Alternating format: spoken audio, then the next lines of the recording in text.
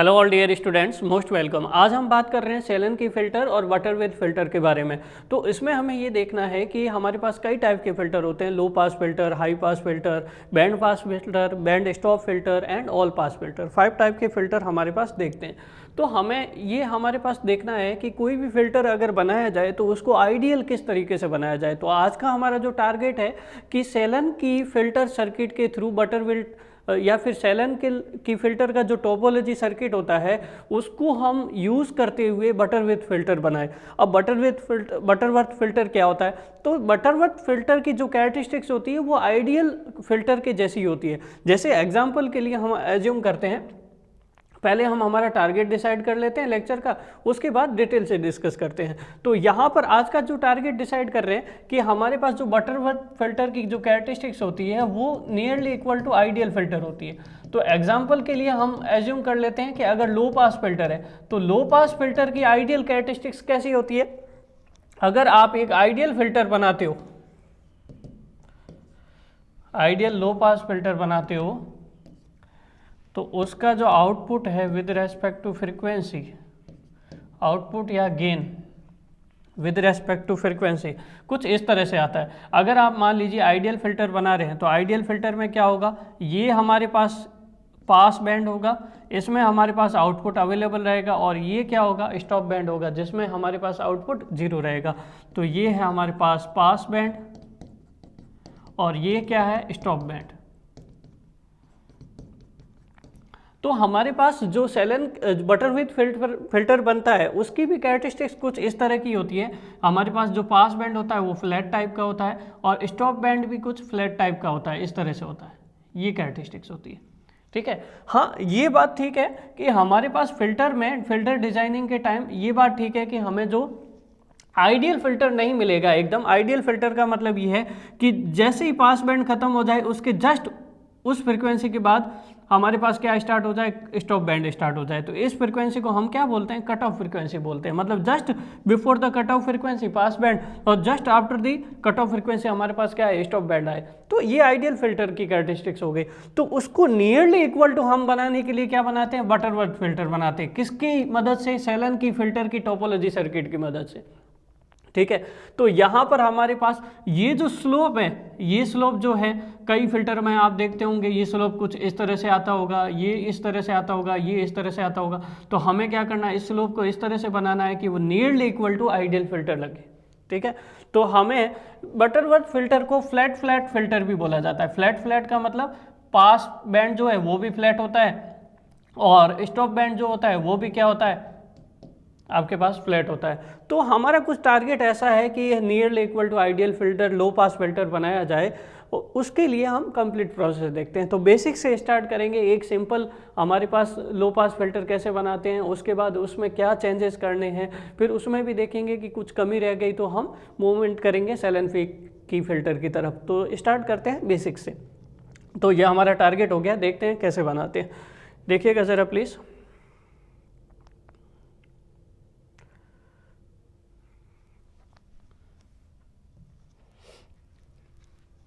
देखिए, तो सबसे पहला हमारा टारगेट है कि first order low pass filter कैसे बनाया जाए। सेकंड ऑर्डर की बाद में बात करेंगे। सबसे पहले first order low pass filter तो बना लो, उसके बाद सेकंड ऑर्डर की बात कर लेंगे। तो देखते हैं हमारे पास first order low pass filter, इसमें क्या होता है, एक रेजिस्टेंस होता है, एक कैपेसिटेंस लगा दिया आपने सिंपली। ये जो सर्किट है आपके पास first order low pass filter की तरह काम करेगा। कैसे काम करेगा वो देख लेते हैं। यहाँ पे आउटपुट, ये रेजिस्टेंस, ये कैपेसिटेंस। अगर हम लाप्लास लेते हैं तो क्या हो जाएगा, कैपेसिटेंस का 1/SC और रेजिस्टेंस का तो रेजिस्टेंस ही रहेगा। तो ये input side Laplace, output side Laplace. अब हमारे पास यहाँ पर कभी भी कोई भी टाइप ऑफ फ़िल्टर पता करना हो तो दो तरीके होते हैं, हमने ओपएम्प में डिस्कस किया है। पहला तरीका ये है कि सर्किट देख के पता करो, और दूसरा तरीका है कि गेन पता करके करो। तो हम दोनों तरीके से देख लेते हैं कि ये लो पास फ़िल्टर बनता है कि नहीं बनता है, फिर आगे डिस्कस करते हैं। तो यहाँ पर देखोगे आप कि हमारे पास सबसे पहले तो output voltage upon input voltage पता करते हैं। तो क्या होगा, 1/SC, R + 1/SC ये आएगा हमारे पास। तो गेन इक्वल टू आ जाएगा 1/1 + SRC, ठीक है। तो गेन इक्वल टू क्या आ जाएगा 1/1 plus SRC, put S equal to क्या करते हैं j ओमेगा करते हैं to get the type of filter 1 plus j omega RC, ऐसा लिखते हैं। क्लियर। तो यदि हमारे पास फ्रीक्वेंसी 0 हो तो हमारे पास गेन कितना होगा 1 होगा, मतलब अवेलेबल होगा, मतलब गेन अवेलेबल है मतलब आउटपुट अवेलेबल है, क्योंकि आउटपुट इक्वल टू क्या होता है, आउटपुट इक्वल टू होता है गेन इनटू इनपुट वोल्टेज।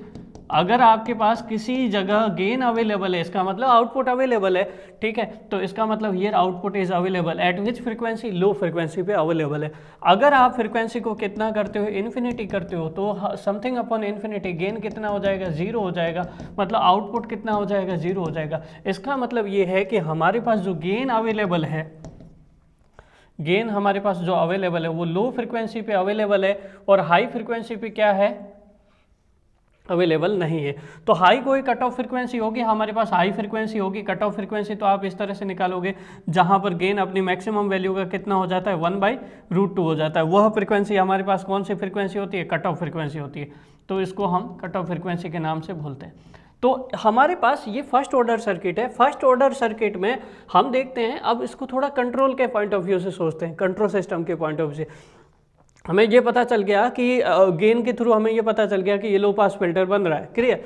तो एक हमारे पास कंट्रोल सिस्टम के पॉइंट ऑफ व्यू से अगर सोचें तो यहाँ पर देखो जरा प्लीज, हमारे पास यहाँ क्या रहेगा, अगर इसका पोल जीरो डायग्राम बनाओगे तो पोल जीरो डायग्राम कैसा बनेगा, पोल जीरो डायग्राम बनाते हैं आप, तो यहाँ पर आपके पास पोल आएगा S बराबर -1/RC पे, ठीक है, एक सिंपल पोल आएगा। ठीक है। अब एक सिंपल पोल आता है और हमारे पास अगर बोर्ड प्लॉट का कंसेप्ट जानते हैं तो एक सिंपल पोल कितने dB पर डिकेड का स्लोप ऐड करता है, -20 dB पर डिकेड का स्लोप ऐड करता है। तो इसका मतलब ये है कि ये जो स्लोप आया ये हमारे पास कितना आया, -20 dB पर डिकेड का स्लोप आया। अब हमारा टारगेट क्या है कि हमें ये तो फर्स्ट ऑर्डर सर्किट से मिल गया कि लो पास फिल्टर कैसे बनाते हैं, सही बात है, लेकिन अब हमारा टारगेट ये है कि आइडियल फिल्टर कैसे बनाया जाए। और आइडियल फिल्टर बनाने के लिए इस स्लोप को क्या करना पड़ेगा, बढ़ाना पड़ेगा हमें। तो इसका मतलब ये है कि अगर मान लीजिए मैं कुछ ऐसा अरेंजमेंट कर दूं कि यहाँ पर -20 dB पर डिकेड की जगह क्या आ जाए, -40 dB पर डिकेड आ जाए स्लोप, तो वो किसकी तरफ जाएगा, nearly equal to ideal filter की तरफ जाएगा। तो इसका मतलब ये है कि मुझे -40 dB पर डिकेड का अगर स्लोप चाहिए तो वहाँ पे 2 पोल ऐड करने पड़ेंगे, है ना। तो 2 पोल का मतलब सेकंड ऑर्डर सिस्टम हो जाएगा। फर्स्ट ऑर्डर सिस्टम की बजाय हम किसकी तरफ मूव करना पड़ेगा, सेकंड ऑर्डर सिस्टम की तरफ मूव करना पड़ेगा। इसका मतलब ये है कि second order low pass filter बनाओ तो वो नियरली इक्वल टू क्या हो जाएगा, आपके पास आइडियल फिल्टर की तरह होगा। अब आप भाई साहब बोलोगे कि सर सेकंड ऑर्डर क्या, थर्ड ऑर्डर बना दो। वैसे स्लोप क्या होता है, स्लोप आपके पास होता है -20 dB पर डिकेड, 20 dB पर डिकेड। तो यहाँ पर जैसे n बढ़ाते जाओगे स्लोप बढ़ता जाएगा आपके पास। कुल मिला के बात ये है कि हमारे पास यहाँ पर अगर फर्स्ट ऑर्डर सिस्टम है तो -20 dB पर डिकेड, सेकंड ऑर्डर सिस्टम है तो -40 dB पर डिकेड, और अगर थर्ड ऑर्डर सिस्टम है तो -60 dB पर डिकेड, वो और ही नज़दीक होगा आइडियल के। लेकिन भाई साहब ये है कि थर्ड ऑर्डर सिस्टम बनाओगे ना तो वो कंट्रोल सिस्टम में हम डिस्कस करते हैं, सेकंड ऑर्डर सिस्टम तक ही स्टेबिलिटी मेंटेन रहती है। आगे सिस्टम की जो ऑर्डर ऑफ सिस्टम बढ़ाओगे तो सिस्टम अनस्टेबिलिटी की ओर मूव करता है। तो ऐसा सिस्टम नहीं बनाना कि जो अनस्टेबल हो जाए। तो हमारे पास सिस्टम क्या रहना चाहिए, स्टेबल रहना चाहिए। ठीक है। तो हम हमारे सेकेंड वे की तरफ जाते हैं, सेकेंड ऑर्डर फिल्टर बनाते हैं इससे, तो हमारे पास कुछ इंप्रूवमेंट मिले, उसमें देखते हैं क्या प्रॉब्लम आएगी, उसको भी सॉल्व करने की कोशिश करते हैं। तो देखते हैं सेकेंड ऑर्डर सिस्टम। अब क्वेश्चन ये है कि second order low pass filter कैसे बनाया जाए। तो second order low pass filter बनाने के लिए इसी सर्किट को आप क्या कर दो, कैस्केड में कनेक्ट कर दो। 2 सर्किट अगर कैस्केड में कनेक्टेड हो जाएंगे तो हमारे पास वो किस में चेंज हो जाएगा, सेकेंड ऑर्डर सिस्टम में। तो कैस्केड में अगर आप बनाओगे यही सर्किट, सेकेंड हेडिंग लगाइएगा, second order low pass filter कैसे बनाया जाए देखते हैं। जैसे मान लीजिए ये हमारे पास फर्स्ट ऑर्डर का सर्किट था RC,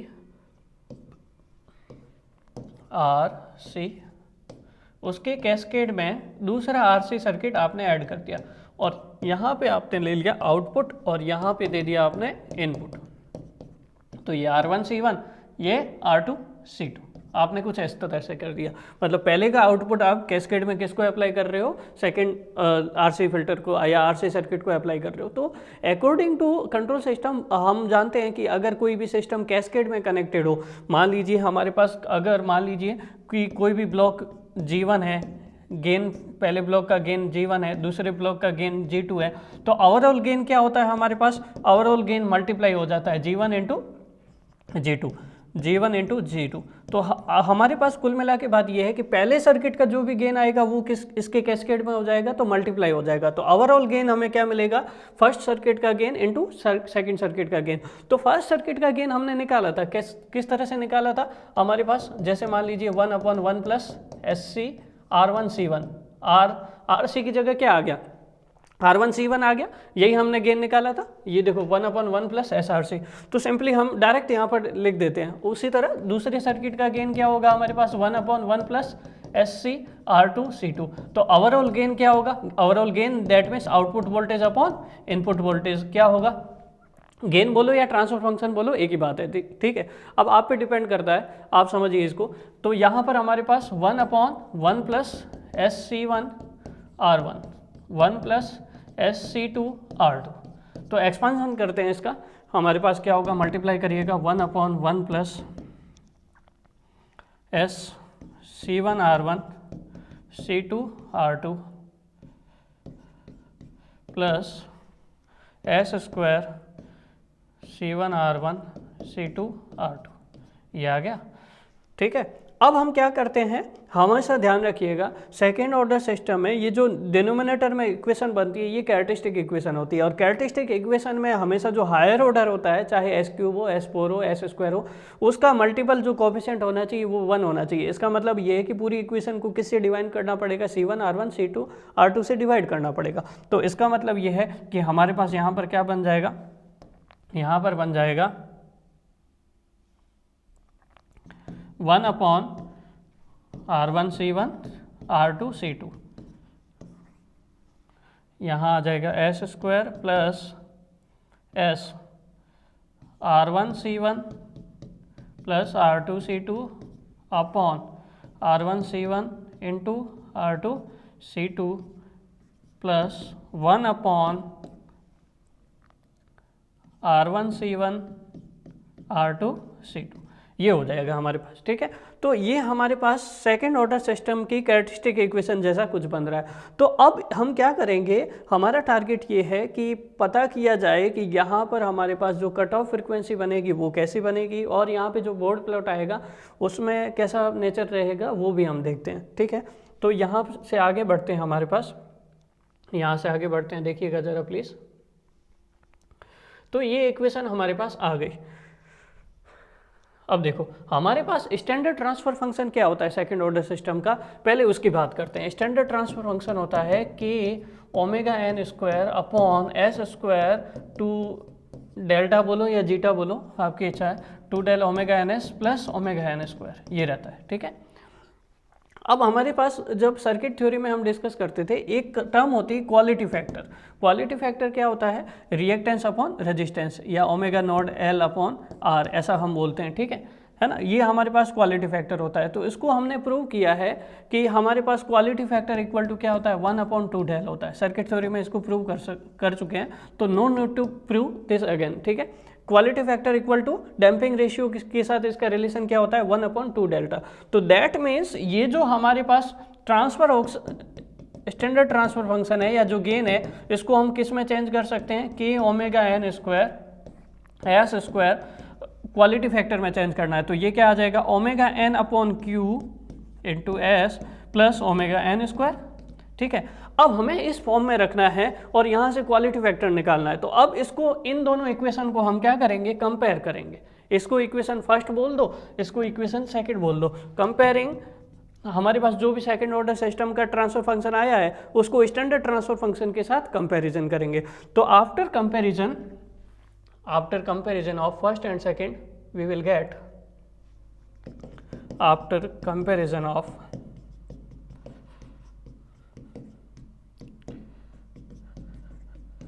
equation first and second we get, क्या आएगा हमारे पास यहाँ से? पहले तो नेचुरल फ्रिक्वेंसी देख लेते हैं। नेचुरल फ्रिक्वेंसी या फिर पोल फ्रिक्वेंसी हमारे पास आ जाएगी 1/√R1C1 R2C2। एक तो ये आ गया। दूसरा रिजल्ट क्या आएगा हमारे पास? दूसरा रिजल्ट आ रहा है क्वालिटी फैक्टर कितना आएगा? क्वालिटी फैक्टर देखना वो हमारा इंपॉर्टेंट टास्क है। तो यहाँ से आप मेजर करो क्वालिटी फैक्टर कितना आएगा। ω/n/Q, ये अगर आप इसके साथ कंपैरिजन कर रहे हो तो ये आपके पास आ रहा है ω/n/Q। थोड़ा सा डेरिवेशन करना पड़ेगा हमें। R1C1 plus R2C2 R1C1 R2C2, ठीक है।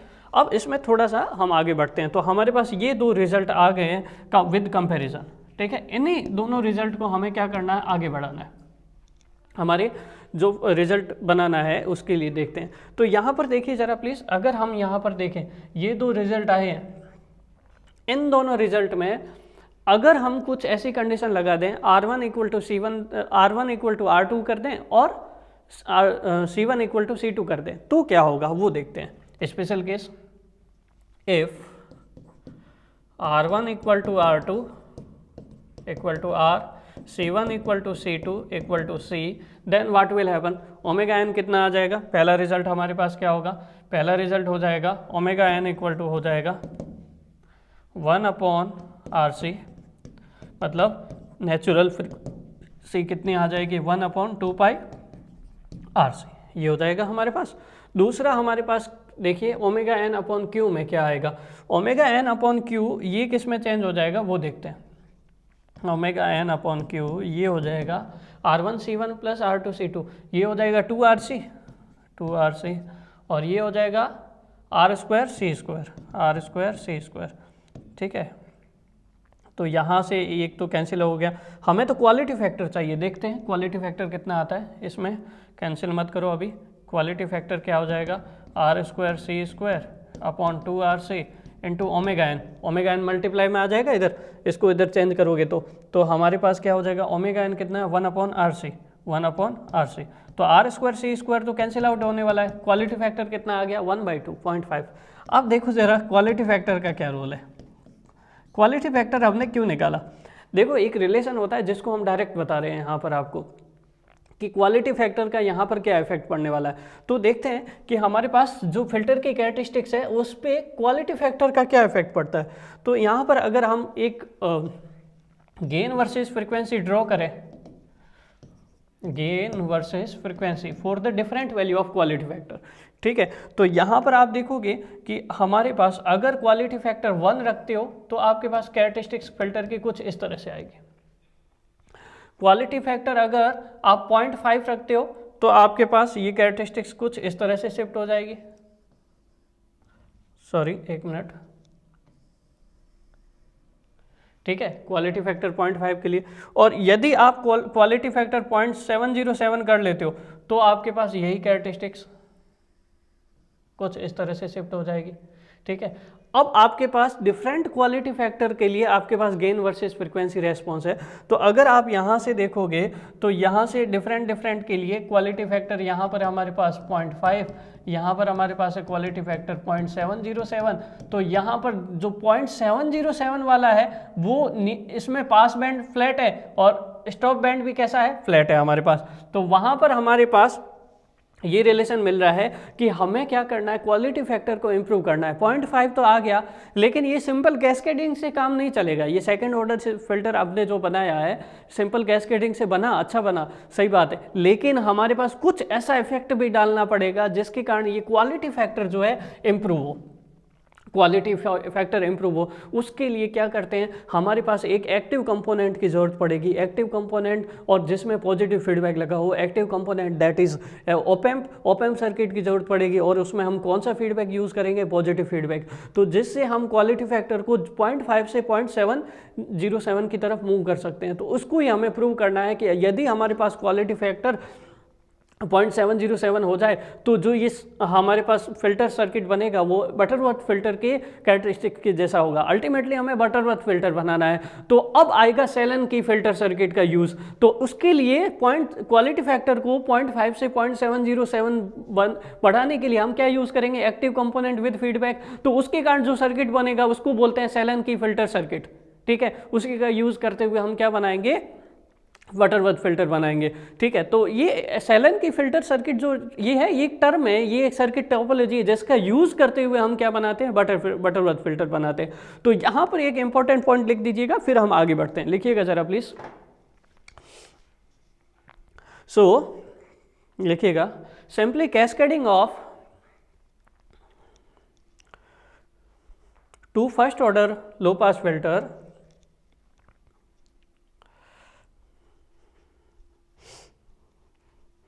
we will get the quality factor value up to 0.5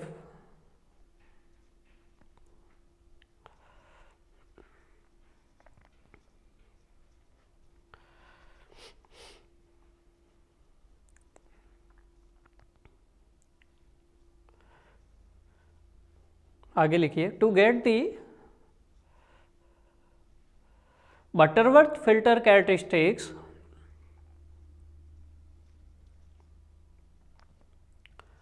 quality factor must be increased up to 0.707.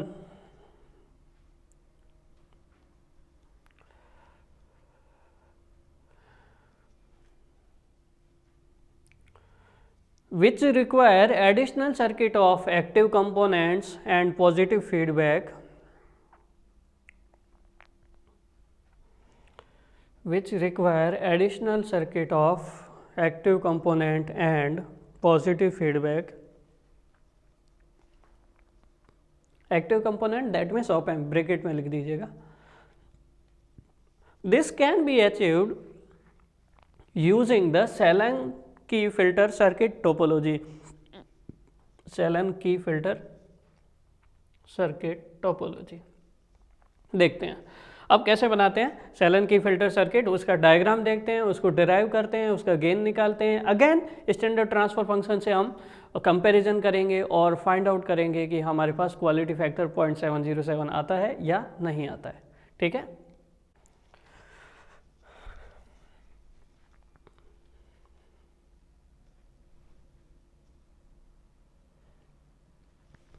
ठीक है, हेडिंग लगाइए, Selan Key filter circuit.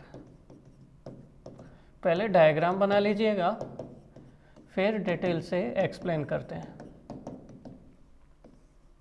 Diagram क्या बनेगा, देखिए, एक हमारे पास ऑप एम्प है जिसमें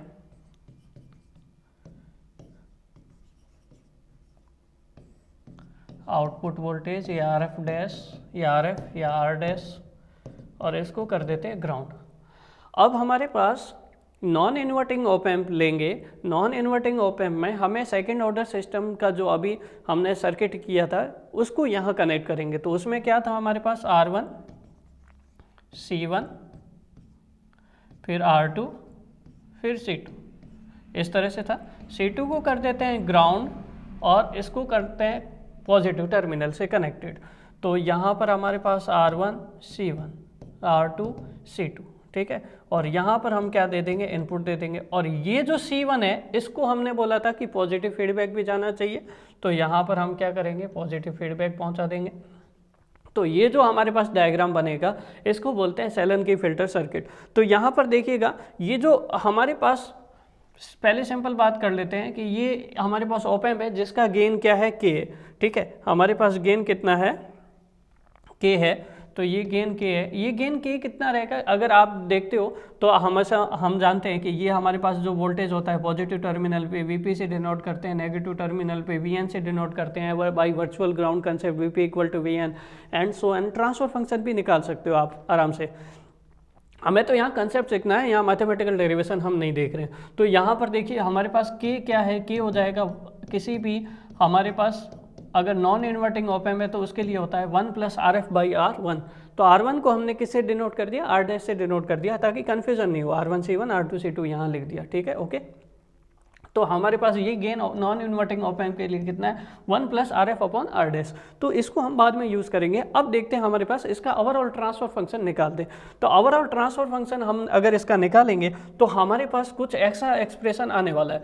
ओवरऑल ट्रांसफर फंक्शन का एक्सप्रेशन क्या आ जाएगा, जैसे पिछले वाले का आया था ना 1 अपॉन R1C1, इसका आ जाएगा K upon R1C1 R2C2 upon S square plus S R1C1 plus R2C2 इस तरह से आया था, अपॉन R1C1 इंटू R2C2 इस तरह से आया था, ठीक है। इसमें एक एडिशनल टर्म आ जाएगी हमारे पास, वो टर्म आ रही है प्लस R1C1, एडिशनल टर्म को अलग कलर से लिख देते हैं ताकि हमें पता चले, R1C1 1 माइनस K, ये ब्रैकेट में आ जाएगा, ठीक है, प्लस ये प्लस हमारे पास क्या हो जाएगा 1 अपॉन ये आ जाएगा R1C1 R2C2, ठीक है। आप प्लीज़ देख लीजिएगा, ये थोड़ा अलग है, ठीक है। ये हमारे पास क्या आ गया, इसका ट्रांसफर फंक्शन आ गया, ठीक है। अब हम आगे बढ़ते हैं, इसको किससे कंपैरिजन करना है, स्टैंडर्ड ट्रांसफर फंक्शन से कंपैरिजन करना है, जो सेकंड ऑर्डर का है उससे कंपैरिजन करते हैं, ठीक है। स्टैंडर्ड ट्रांसफर फंक्शन हमारे पास क्या है, स्टैंडर्ड ट्रांसफर फंक्शन है TS equal to K omega n square upon S square plus 2 del omega N S, 2 del की जगह हमने क्या लिख दिया था, omega N by Q quality factor की टर्म में, plus omega N square. Again देखो कि यहाँ पर हमारे पास नेचुरल फ्रिक्वेंसी या जो पोल फ्रिक्वेंसी आ रही है तो वो हमारे पास कितनी आ रही है, 1 upon under root R1C1 R2C2, ये तो हमारे पास सही हो गया, पहले वाली जैसे ही फ्रिक्वेंसी आ रही है। अब देखते हैं क्वालिटी फैक्टर इंप्रूव हुआ कि नहीं हुआ, वो देख लेते हैं। तो पहली बात तो ये हो गया, क्वालिटी फैक्टर निकालते हैं। क्वालिटी फैक्टर कितना आ जाएगा, कंपैरिजन करोगे omega N upon Q equal to कितना आ जाएगा,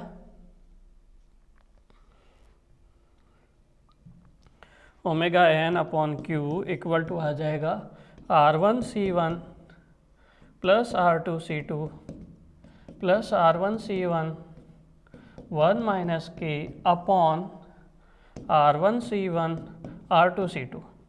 तो यहाँ तक तो पहुँच ही गए भाई साहब। अब अगेन हमें क्या एज्यूम करना पड़ेगा, if it is design R1 equal to R2 C1 equal to C2। देखिए आपके एग्जाम में आप इंपॉर्टेंट बात ध्यान रखिएगा, ये एक्सप्रेशन आपको याद रखना है, ये वाला फाइनल वाला याद रखना है। आपके एग्जाम में कैसा क्वेश्चन आएगा, कंसेप्चुअल क्वेश्चन आएगा, प्लीज़ ध्यान रखिएगा, ठीक है। रटा रटा फॉर्मूला नहीं आ सकता। तो यहाँ पर आप ये देखो, ये फाइनल एक्सप्रेशन आप याद रखिए, ये वाला, ये ट्रांसफर फंक्शन। अब आपके पास वहाँ पर C1 C2 की वैल्यू भी दे सकते हैं या C1 C2 का रिलेशन भी दे सकते हैं, क्योंकि कैपेसिटेंस इक्वल नहीं रखते हैं जनरली। C1 इक्वल टू हो सकता है 2C2 हो जाए, या R1 इक्वल टू हो जाए 2R2 हो जाए। फिर बोलेंगे कि आप बताओ क्वालिटी फैक्टर 0.707 रखने के लिए RF और R' का रिलेशन बताओ। हम यहाँ पर RF और R' का रिलेशन निकालने वाले हैं, ठीक है। तो इस तरह से क्वेश्चन बनेगा, प्लीज़ ध्यान रखिएगा।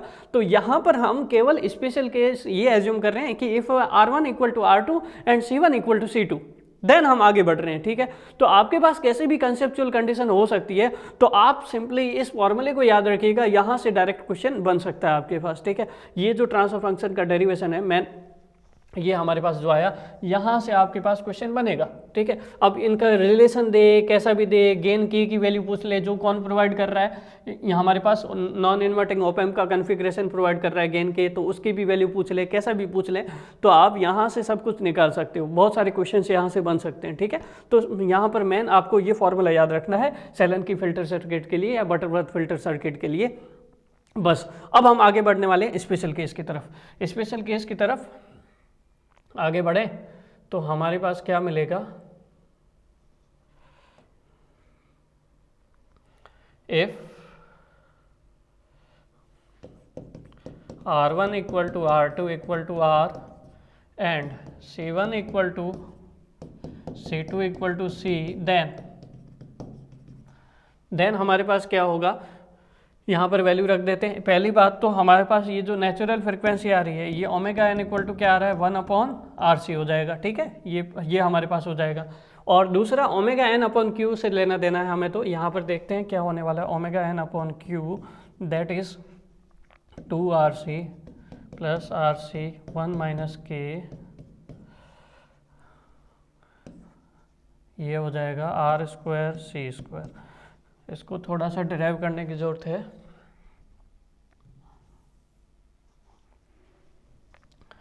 ओमेगा एन अपॉन क्यू, या फिर सिंपली चलो अभी देखते हैं, RC कॉमन ले लेते हैं। RC कॉमन लोगे तो 2 + 1 माइनस के क्या आ जाएगा 3 माइनस के R²C²। अब हम क्या करें, ओमेगा एन को उधर भेज देते हैं, R²C² RC 3 माइनस के इंटू 1/RC, ये सब कैंसिल आउट होने वाला है, ठीक है। क्या बच जाएगा, क्वालिटी फैक्टर इक्वल टू आ जाएगा 1/3 माइनस के। मतलब क्वालिटी फैक्टर किसकी टर्म में आ गया, जो op-amp non inverting op-amp gain provide कर रहा है ना कि 1 + RF/R डैश, उसकी टर्म में के की टर्म में आ गया। तो यहाँ से हमारे पास के को वेरिएबल बना के 0.0707 हमारे पास आराम से क्वालिटी फैक्टर आ सकता है। कैसे, देखिए ज़रा please. For Butterworth filter designing quality factor कितना होना चाहिए 0.707, यहाँ पर रखते हैं क्वालिटी फैक्टर 0.707। ये फॉर्मूला याद रखिएगा। यहाँ पर ध्यान रखिएगा क्वालिटी फैक्टर आपको नेगेटिव नहीं करना है, तो के की वैल्यू किससे लेस होनी चाहिए, हमेशा 3 से लेस होनी चाहिए। ये कंडीशन ध्यान रखिएगा, इससे भी आपके पास MSQ बन सकता है, ठीक है। क्वालिटी फैक्टर आपके अगर R1 R2 इक्वल टू हो और C1 C2 इक्वल हो, तो MSQ से रिलेटेड ये क्वेश्चन ये बन सकता है हमारे पास कि के लेस देन क्या होना चाहिए 3 होना चाहिए, तब जाके क्वालिटी फैक्टर हमारे पास पॉजिटिव रहेगा। तो ठीक है, के कितना आना चाहिए वो देखते हैं। यहाँ से देखते हैं 1/3 minus K. After the solution we will get 3 minus K 1/0.707। तो ये आ रहा है आपके पास के इक्वल टू आ रहा है 1.586, के इक्वल टू आ रहा है 1.586। अब आपके पास ये कंडीशन आ गई, ठीक है।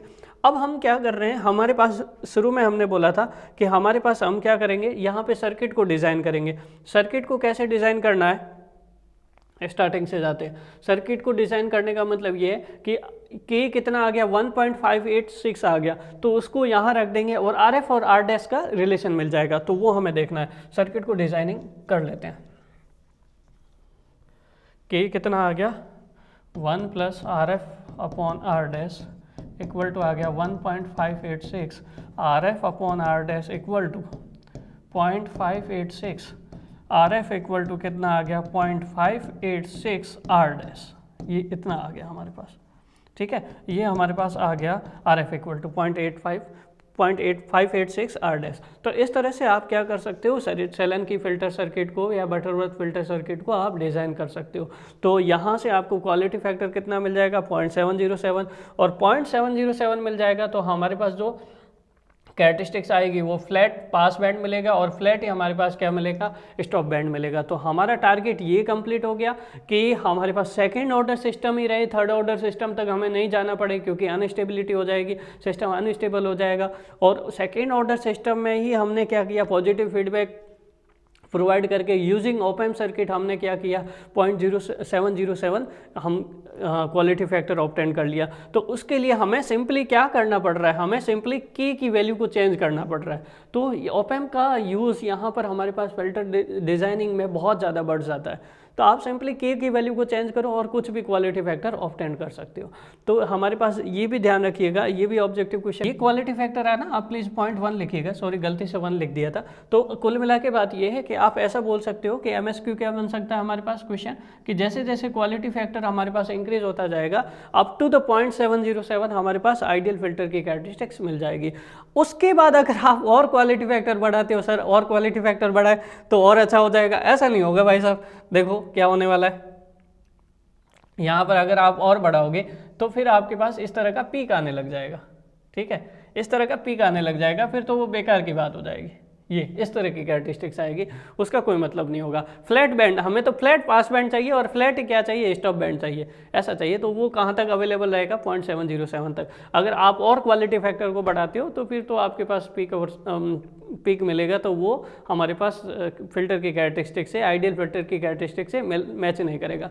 तो अल्टीमेटली हमारा टारगेट क्या था इस लेक्चर के थ्रू, कि कैसे भी क्वालिटी फैक्टर को 0.707 तक लाया जाए ताकि बटरवर्थ फिल्टर की जो कैरेक्टरिस्टिक्स है वो हम ऑब्टेन कर सके नियरली इक्वल टू हमारे पास आइडियल फिल्टर। तो यहाँ से आप कुछ इंपॉर्टेंट कंसेप्ट ध्यान रखिएगा, ठीक है। ठीक है, अब इसकी सेंसिटिविटी के बारे में देख लेते हैं। सेंसिटिविटी हम कैसे निकालते हैं, तो यहाँ पर हमारे पास ओमेगा एन हमारे पास आया 1/RC और क्वालिटी फैक्टर आया 1/3 - K। तो दो सेंसिटिविटी निकालनी है हमारे पास। एक तो हमें निकालना है sensitivity of changing in natural frequency with respect to change in resistance और change in quality factor with respect to change in K, ये निकालना है। तो सेंसिटिविटी से रिलेटेड भी क्वेश्चन हो सकता है आपके पास।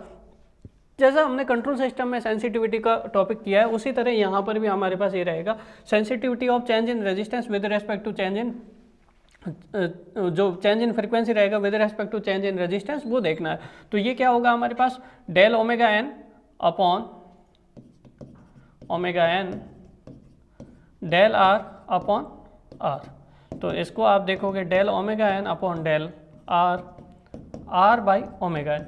तो कुल मिला के बात यह है कि आपको नेचुरल फ्रीक्वेंसी को किसके रेस्पेक्ट में इंटीग्रेट करना, डिफ्रेंशिएट करना, आर के रेस्पेक्ट में। तो इसको आप सॉल्व करोगे तो ये आपके पास आ रहा है -1/CR² इंटू आर, और ये आपके पास 1/RC, तो ये RC इधर आ जाएगा, R² सब कुछ कैंसिल आउट, यहाँ कितना आ जाएगा, -1 आ जाएगा।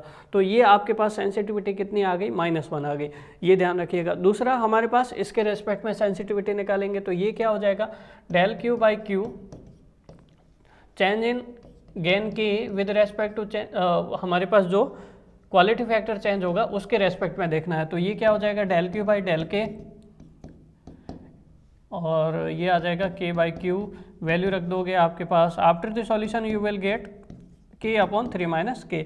तो यहाँ पर ये भी फॉर्मूला आप ध्यान रखिएगा। अब आपको इसके अलावा क्या करना है, आपके पास जो हमारे पास इसके एडवांटेज और डिसएडवांटेज है बटरवर्थ फिल्टर के और सेलन की फ़िल्टर के, वो याद कर लीजिएगा। तो ओवरऑल आपका MSQ वाला पोर्शन भी कवर हो जाएगा और कंसेप्चुअल पोर्शन भी कवर हो जाएगा, ठीक है।